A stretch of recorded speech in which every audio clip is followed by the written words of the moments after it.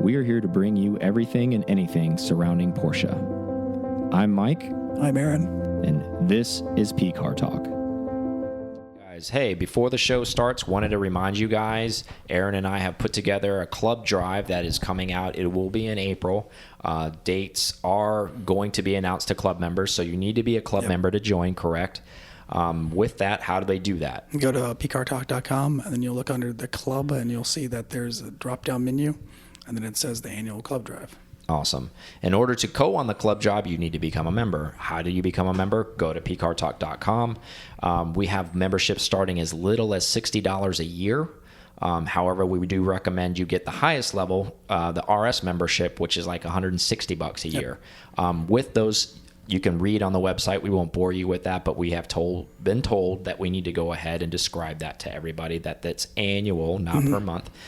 In addition to that, there's also a giveaway every month with your membership that's sponsored, and we've given away some amazing things, right? Stuff, like a model that was like $600 that was supplied by Suncoast, and deck lids that are supplied by people that are making customized things, and then we're giving away valve covers that are made for keychain. I'm telling you, if you win one of these things, and you even have a base one, and it's random, so people, you've basically paid for your membership for 2 years or 3 years or 4 years or 5 years or however you do the math. So there's a lot to be given away. I know there's probably people saying out there like, oh my God, whatever, what do I get with it? Well, you get a crap ton. So needless to say, and also there's a drive that you're going to be able to go on as well. That's the big part. Yeah, it's a big one. It's a big driving event.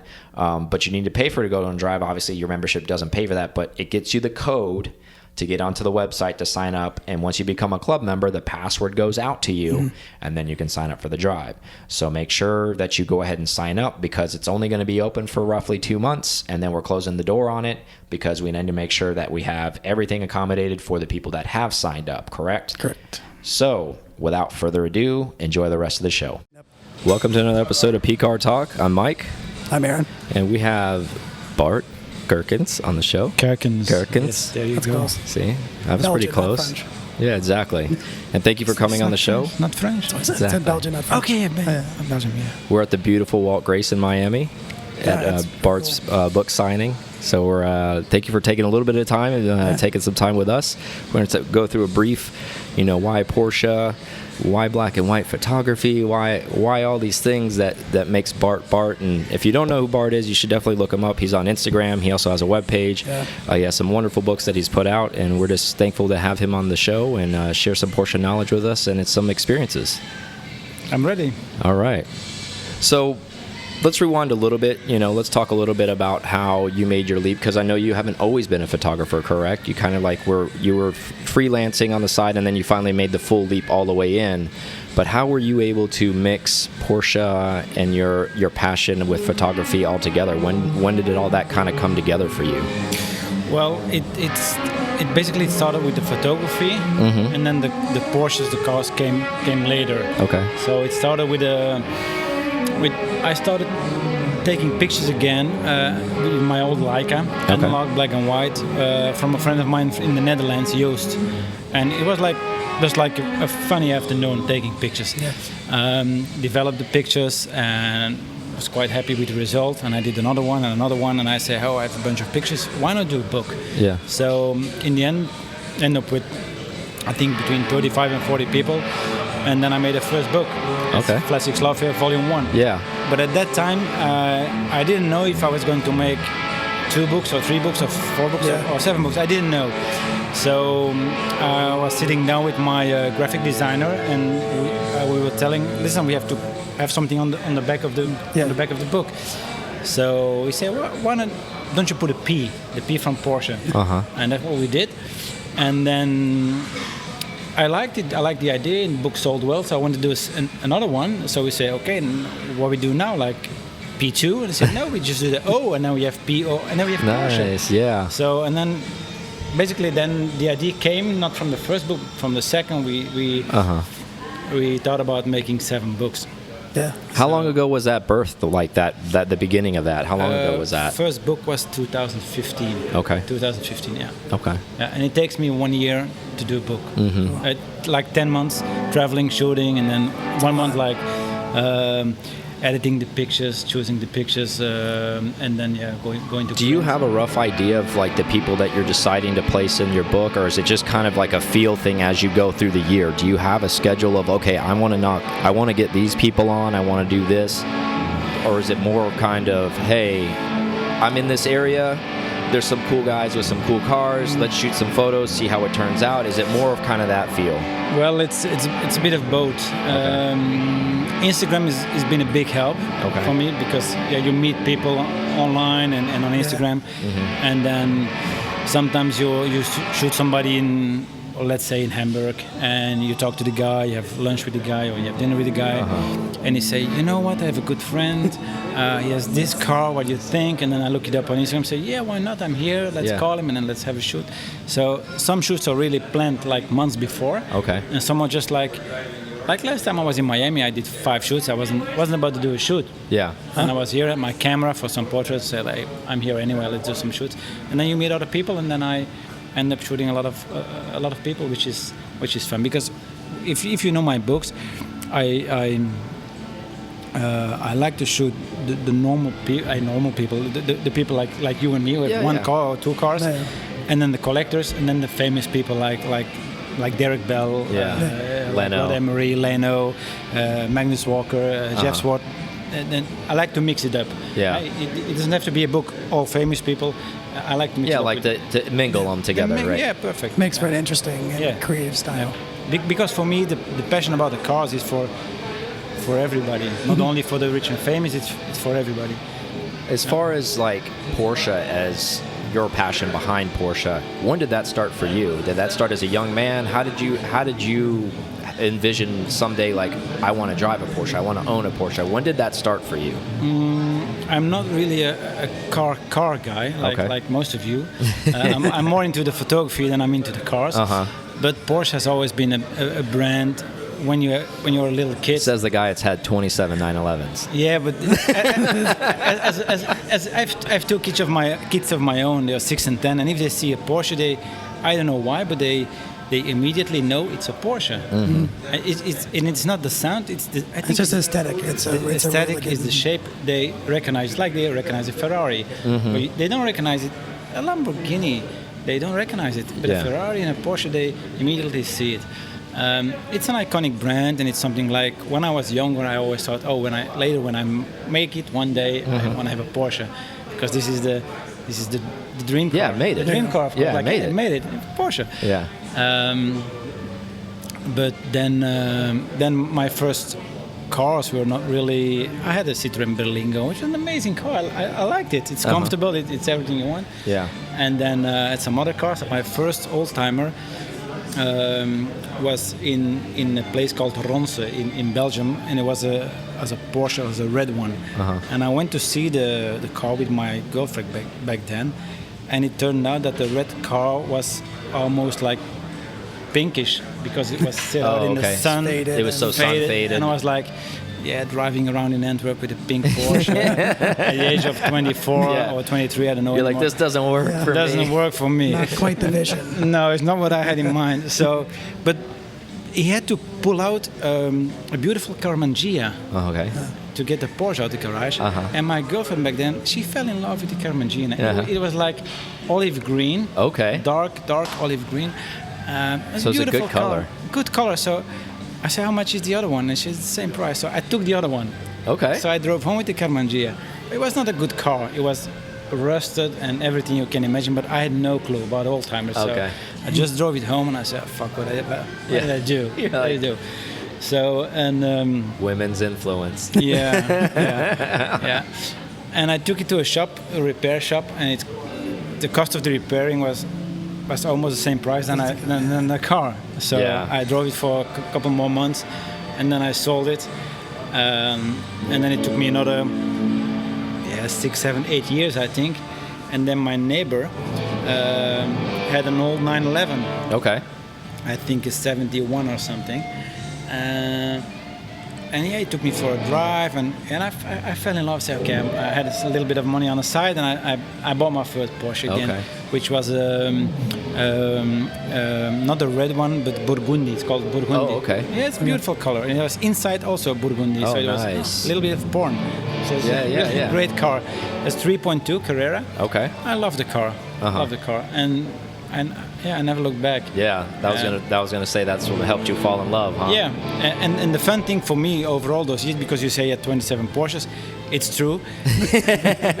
Because I always have 2, maximum 3 cars. But if I want another one, I have to sell one. Yeah, like we talked about the other night. Yeah, so it's like it's that many because other ones are leaving to get another one in. I don't have the funds to keep them all. Yeah, so we all wish we could keep them all, though, right? So no, I'm not sure about that, because I think if you have all the money in the world, I think it's boring. You see a car, you just, okay, take it.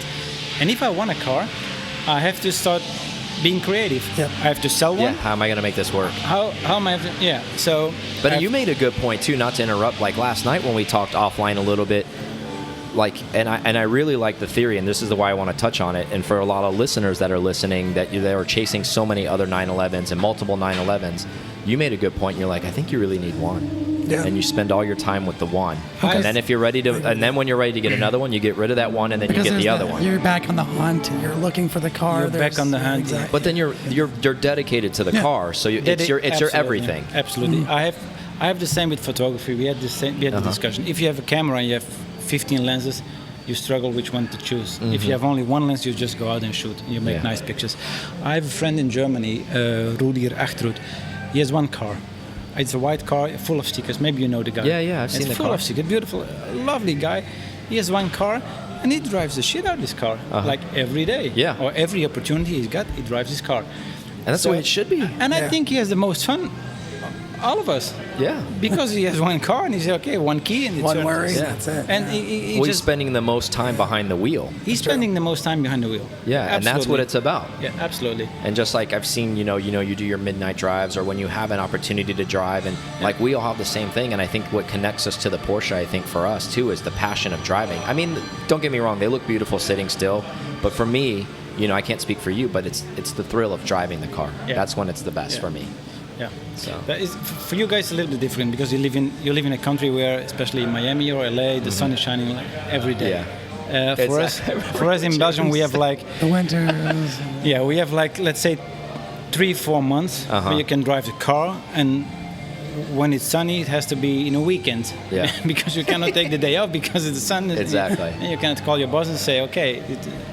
So I remember you saying you're like sitting in your living room, and then the sun comes out. You have to stop what you're doing, run out to the car, go drive it, come back when the sun goes away. Yeah. I'm lucky. I do what I do, so I can drive whenever I want and work more or less whenever I want. So that's the fun part. But other than that, in Europe, it's a little bit tricky to drive an old-timer on a daily basis.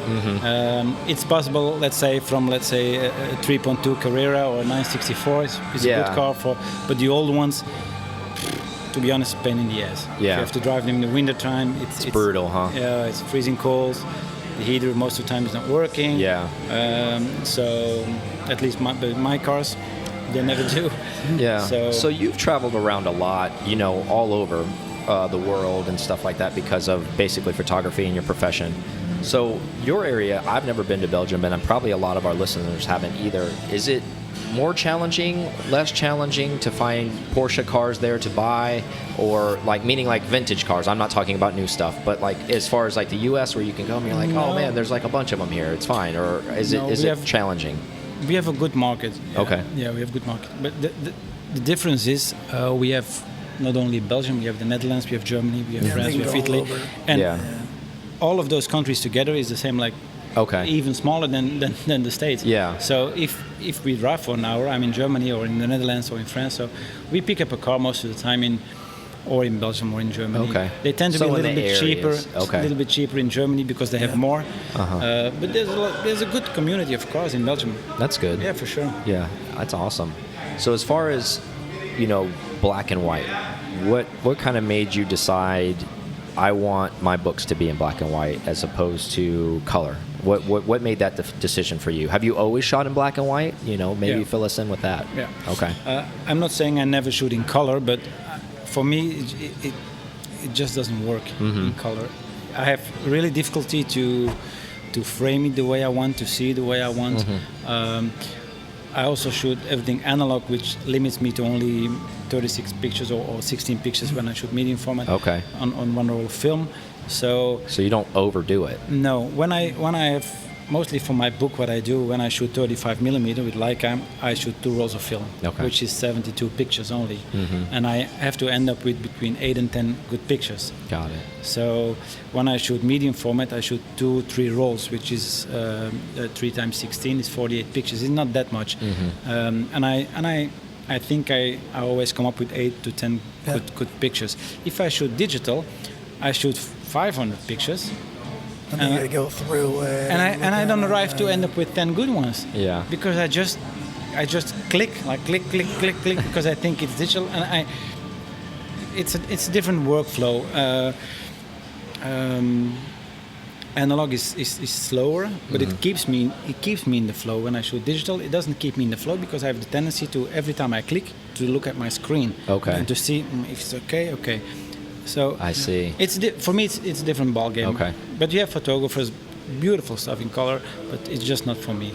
For me, being just a fan, and I don't have an artist eye like you, but just looking at your books and the way you've put them together, for me, looking aesthetically at the black and white, from my preference and like the way I look at it, it's less distracting, so it almost kind of gives a presence. When I look at the picture, I can see, it's as strange as it sounds, I can see more detail without having the color distracting it. Does that make sense to you as an artist? Like focused on what the subject because what is, exactly like when you take a picture of the person with the car, and I look at the way the guy's hair's combed instead of the red car behind him, or I look at the wall, or like so. Color for me, it's too much, and it gets me. I don't know. It's too much. I see more human elements, I guess, is what I'm trying to get at when you take your pictures with especially of the individuals, and I see them and I'm like, oh hey, look that's a cool shirt that guy was wearing. Or that was a and I think it's black and white. I think it's timeless. I agree, 100%. It is timeless. If you 100%. see the pictures from the 70s, the 80s, we always say, "Oh, they look good." It's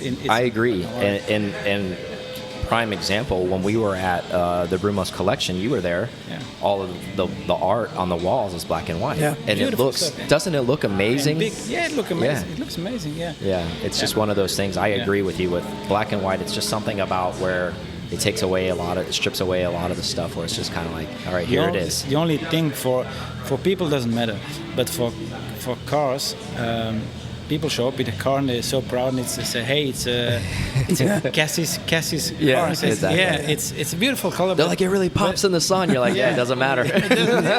It will be some shade of gray. A shade of gray. I don't know which one, but it will be a shade of gray. So that's the only thing for my books. When you shoot cars, it's a little bit of a pity if you don't see the color. Okay. So, but yeah, still, I think it's timeless. Yeah. So, thank you for sharing that. Let's transition a little bit because I always had being just following you through Instagram and being friends with you on Instagram and things like that. One of the interesting things I thought a few years ago was when you were in a Porsche commercial. Can you explain kind of how did that happen? How did that come about? Did they approach you and say, hey, Bart, we're doing filming this commercial. We want to, and then you're in it? Or how does that work? It was kind of funny because it was a time when I did a few things, video things for friends and for clothing brands. And then all of a sudden they called me from Germany and said, hey, the guy introduced himself and said, we want to shoot a film for Porsche. And I just thought it was a guy who wanted to shoot something for his own. And I said, yeah, okay, what is it about? And he said, let me call you back tomorrow, then we have other people. So I said, no worry. Call me back the next day. It was a conference call, and it was like, hello, my name is Michael, my name is Stephanie, my name is John. And it keeps going. It's like, fuck, 15 people over there. It's serious. Yeah. It's serious. You're like, what's going on here? What's going on? And it was a company, a production company who worked for Porsche, and they say, listen, we have a short list from about 50 people worldwide. We want to trim it down to 3. Okay. So we only need 3 stories. And you're the first one we call because we like your story with the photography, the analog photography, the old Porsche, and then the transition to the new 992. And I say, I'm in. So, yeah, was thinking, should I say no? It's stupid. Yeah. What am I gonna say? What Right? am I going to say? Yeah. So I say, of course I want to do it. And it was 3 days in Antwerp. Lovely team. With the guys from People Grapher in Germany did an amazing job. And then they flew to LA to do Sarah Trimble, and then to Switzerland for another older women. It was a great experience, and I must say it was a door opener, of course, because a lot of people saw it, and it was great. Yeah. But yeah, of course, if you can do it with a brand like Porsche, it's always of course. Yeah. Well, like when I first saw it, I can tell you because I was already buying your book, so I was like, I know him, like I know him, like and when I saw you on it for the first time, and I was like, holy crap, he's on a Porsche commercial. But it was the thing was I did a few other stuff videos before, but I think this one was like, oh geez, they nailed it. Really nice stuff, and it was a big team. There's of course a good budget for them to work with, so they had amazing equipment. It was funny because it was my hometown, so it was comfortable. Show a little bit of Antwerp. Yeah. And then I could do my stuff with my. It wasn't like I was acting. I was just being you. doing my stuff, being me. Yeah. That's convenient. Yeah. And then you have that little short film with John Benton. That's a pretty funny film. The funny thing with Jeremy Heslop. Yeah. He was about nothing. Yeah. just him and me chasing each other. To drive them all, and it was in LA, and so much fun. And John is an amazing guy. Yeah, I love John. We love John a lot. Yeah, that whole Benton situation, it's awesome. Yeah. Now, did that film with John Benton, did you guys do all that in one day, or how many days was that shoot? 1 day. Wow, because you guys did a lot of different scenes in that one day. Well, the thing was, we didn't have a sponsor or something, so Jeremy Heslop financed all by himself. So he came up with the car and the crane and the location. So I think we started at 5 in the morning in the middle of nowhere at the movie. I know you're talking in the middle of the desert. And then it rained all day, and then we ended up like 10 in the evening or something. Long day, but I think we did a lot of stuff that day. Yeah, a lot of stuff. Yeah, it was I can tell from the actual short film, like just the different scenes and the different areas that you guys did a lot of shooting. Yeah. But Jeremy is a really talented guy, and the cars were there, and John is an amazing guy to do some stuff with, and he's in for everything. He's a funny guy, and then it just worked out nice. Yeah, nice. Yeah. So how was it? Tell us a little story, because we heard, obviously before we started recording, we should ask about the Jay Leno photo shoot. Yeah. Tell us a little bit about that, like indulge us on that end. Well, I did the story before, and it's a funny story. I was with Bruce Meyer. Okay. Also amazing guy with great collection. Absolutely. And we finished this shoot, and we having a drink, and he say, how long are you in town? I say, I'm here for another 10 or 15 days. I don't know anymore. I say, who are you going to shoot? And I say, I'm going to shoot Benton, I'm going to shoot Emily, I'm going to shoot Sarah Trimble, I'm going to shoot these guys. I say, and who else do you really want? And I say, oh man, I would love Jay Leno. I said, let me call him. So he takes his phone, put his phone on the table, and he dials Jay Leno on speaker. And I'm like, fuck, sweating already. And Jay picks up the phone, hello, and said, hey Jay Leno, it's Bruce Meyer, I have a photographer here for me from Belgium. He's an amazing photographer. And I said, fuck, he didn't see any of my pictures yet. So he wants to shoot you for the book. And Jay was like, yeah, but I'm busy. Give me his number, I call him back. So give my number. So I leave, and I was thinking like, okay. Yeah, exactly. He's a busy guy. Exactly. Like I'm never going to hear from him. I'm never going to see him anymore. Yeah. So 2 days later, I'm in traffic jam, which is really unusual in LA. Never happens. Yeah, never happens. Or in Miami, right? Or in Miami. Yeah. But compared to LA, this is a joke. Yeah. This is a baby compared to that one. So I'm in traffic jam. My phone goes, and it's called. I don't see the number on my screen. So I pick up the phone, say hello, and say, hey son, it's Jay. And I say, hey Jay. Hello. Hello, how are you doing? He said, I'm good. I say, you want to shoot me for the book? I say, yeah. I say, when? I say, whenever you want. He say, well, let's do it. What about Thursday? I said, I'm there. I'll be there. So he said, you know where it is? Yeah, it's in Burbank. So I drove to Burbank. He took his time. We did the shoot really relaxed. Funny guy, of course. He talked about the engines from the other cars, so it was really fun. And then we had another funny story about that shoot. At some point, he wanted to eat something, so he ordered pizza. And the pizza guy didn't know where he was going to end up, of course. So we see the pizza guy with his motorcycle coming, with his scooter, and Jay says, "Wait a minute, I have to go and pay him." And I see Jay walking to this guy, and this guy goes white because he's like with the pizzas and says, "It's fucking Jay Leno." Jay Leno grabs his pockets, pay him, and said, "Hey, thank you, guy," and walked back. And the guy drove away like 3 or 4 times. It's like, what just happened?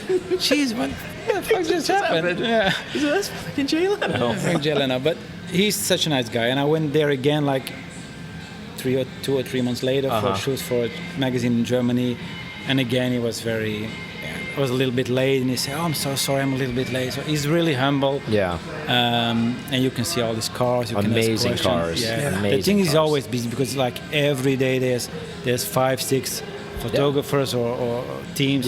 Or they're filming for his show. Show. Yeah. Yeah, busy guy. So that's an awesome experience. that seems cool. What car did you shoot him with, or can you disclose that, or did you want to save that for the book? No, because it's in the book already. Yeah. It's in book number 5 with the black 356. Yeah. Oh, nice. I remember. I knew that. I just wanted to listen. Just lead in. I have the book, so. But he doesn't have that much Porsches. He has a lot of cars. Yeah, he does. A lot of Bugattis and pre-war stuff. But he has the 356, then he has the GT. And I think he has one long hood car. I think it's a. Is it a 911L? It's a 911T or L. It's a brown one. Yeah. I photographed this one for the magazine. It's just a normal, just a normal car. It's not like he has like 20 or 25 Porsches. No. So. I remember him opening it with Mitt too, and like even when Singer went and visited, and he tested Singer cars out, he really liked them and things like that. And I remember him saying, he's like, I should buy more Porsches, but I just don't have them. And he's like, they're just almost too good. Like it's a strange thing. He said he likes to tinker on the stuff. He likes to always work on them. Yeah, but the place is so big. If you see only the art on his wall, the posters he has on the walls. Oh yeah, it's incredible. It's hundreds of them. Hundreds. It's incredible. Yeah. It's so well displayed too, and it seems endless. The cars and the art that's there, and the motorcycles and everything. It's just unbelievable stuff there.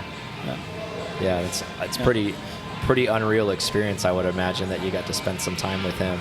Did he want to take you? You know, I know Jay likes to do this, where he's like, "Hey, I want to take you for a ride in this car. Is there any car here you want to go drive?" Did you guys just not have any time to do that? No, because he had a show coming up for his own thing, and I didn't want to ask. So I said, "Okay, thank you for your time." And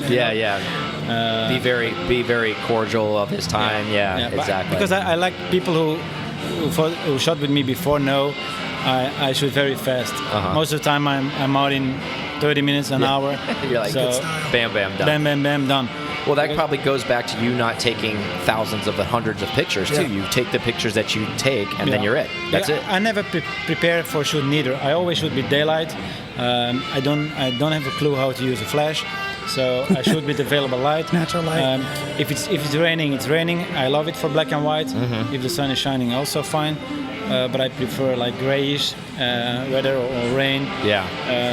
So that's where the ISO 400 comes in. The ISO 400 comes in. But the thing is, if I prepare for a certain situation and it turns out that it's... You gotta adapt. Yeah, then I gotta adapt, and then I stress out. So I just go there and I say, okay, let's see what's going on. Yeah. And people say, do I have to dress? And you say, no, just come as you are, and we'll see. We have to look for a location. We just drive around, and if I see a nice corner, I say, this is it, and let's shoot.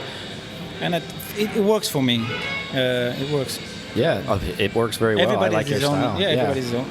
So for all the listeners that we're still educating and letting them know, how many books of each series are getting made? Like Volume 1, how many books are those? Is it the same amount and all that stuff? I always print 911 books. Ha-ha.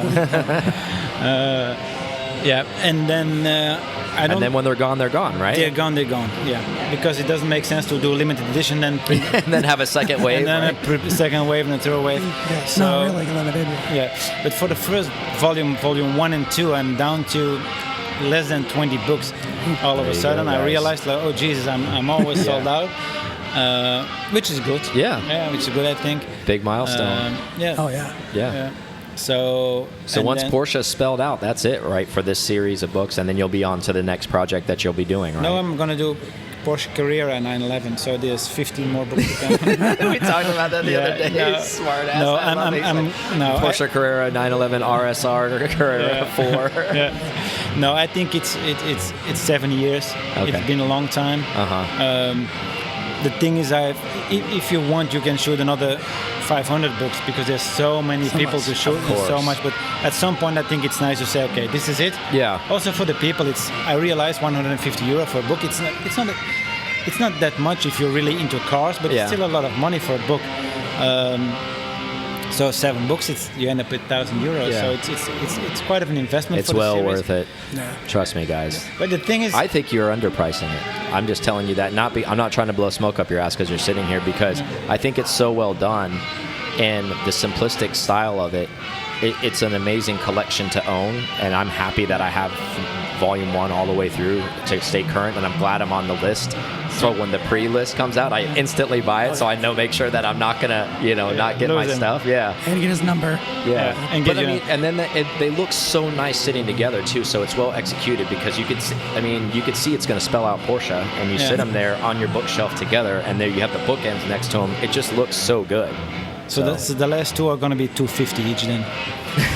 You heard it. Just for you. Yeah. Just for you. We'll just get a little cut of that. No, the thing is, if you travel for like 10 months, you spend a lot of money on tickets, Absolutely. on hotels, on food, on whatever. The big cost is not really the film and the development. It's the traveling. Yep. So if I didn't even And your count, time and my invested time, too. I didn't even count it, because I'm sure if I start to count it, I'm going to be depressed. Oh, yeah. So I'm just doing it because it's my passion, and I think with the 150, I'm more or less break even. I'm glad you brought that up, because a what lot of people take that for granted with the travel and all the stuff that you do. And even just like everybody in this type of industry, we travel a lot too. And like there's a big expense when it comes to that. But when you do it passionately, you don't mind doing it. But it does add up. If you're not careful, it'll run you broke if you're not smart about it, Yeah. And so the benefit is if you travel to a big city like LA, you can shoot like 10 or 15 people Match it up. Yeah. in 3 weeks' time. Exactly. But for the books in Europe, at some point you have to drive to Sweden. Yeah, then you drive for 2 days, you shoot a guy, you come back. So yeah. You're like, I got was one shoot. Great. Yeah, one shoot. Great. It's a lot of money. Exactly. And then you have to, it's just, people who made a book before know you don't make a book because you want to make a lot of money. Exactly. You just make a book because it's your passion. And this is me, my always been like this in life. Yeah. I start with passion and with obsession, because I'm obsessed with taking these pictures, this black and white stuff. And then money comes later with other stuff. And I'll say it for you, because I know it sounds kind of like, I don't know, pretentious to say it if one person's to say it, but it is your gift to the world in a way, because it is a gift that you're doing for everybody else, because you don't have to go around and tell these stories and take pictures and put them all together. So everybody who is purchasing it, and for generations that we've talked before offline, we're like, oh, it's great to tell this story. I think it's a gift for people who end up buying the book, because it's this nice thing that they'll always be able to refer back to. It's like a catalog. It's there. It's always will be there. And it's a sum of your work and dedication that you've put together. And I can appreciate that. Well, so. I just hope that my kids in 15 years are gonna appreciate it and see. Yeah, they're like, my dad was some stupid photographer. Because I don't know. I don't look that much to my own books. Almost never. I just go to my Dropbox because I want to. Well, that's the same with us. We never go back and review our work. We never go listen to the podcast. We never go listen to any of the shows. We never look at the reviews. We do the work. We release it and we move to the next one. Yeah, you move to the next one. You move on. If I see my first book, I'm thinking, Jesus, what I was thinking. What did I do there? It's better now. So you're like, wow, it's also I was really trying to figure it out, wasn't I? Yeah, it's also an evolution in photography, in your style, and finding yourself. But I think maybe in 10 years or 15 years, when the books are finished, books are finished in 2 years. Yeah. But then I'm gonna look back and think, okay, I had some nice people in my book. Yeah. And that was a cool little time frame. And the nice thing is, I photographed people which I just photographed and never hear them again. But I made some really, really nice friends as well, which we which I visit when I'm in the States. I call them, we visit, we go out for dinner, and that's for me the most important thing that you cannot expect these kind of things from a Jay Leno, that you're in the States. Hey, Jay, I'm again in the States. No, but I mean just like... Yeah, but people you get close with. Yeah, absolutely. And look how we all met. Like, even just this conversation now, you're doing your book thing, we're doing the media thing, and we wouldn't have met you if we didn't do what we're doing, and you wouldn't have met us if you weren't doing what you were doing. And like, look how it brings people together, and that's such a great thing too. Yeah, absolutely. Yeah. So awesome. Well, we're almost at time. I know you got your book signing. Thank you for taking time with us. It was a pleasure. Yeah. Do you have anything, Aaron, when you go? I know that was fast and hard. We're going to have you on the show for a longer show later at some other point, because obviously you still have a lot of good stuff to talk about. But we'll save that for another episode so that we have some good stuff. But thank you for sharing. Thank you for coming on. Thanks, man. That's it. We'll see you guys on the next one. That's it. Thank you. Thank you so much for listening to this episode of P-Card Talk. Connect with us on Instagram at P-Card Talk or online at pcardtalk.com.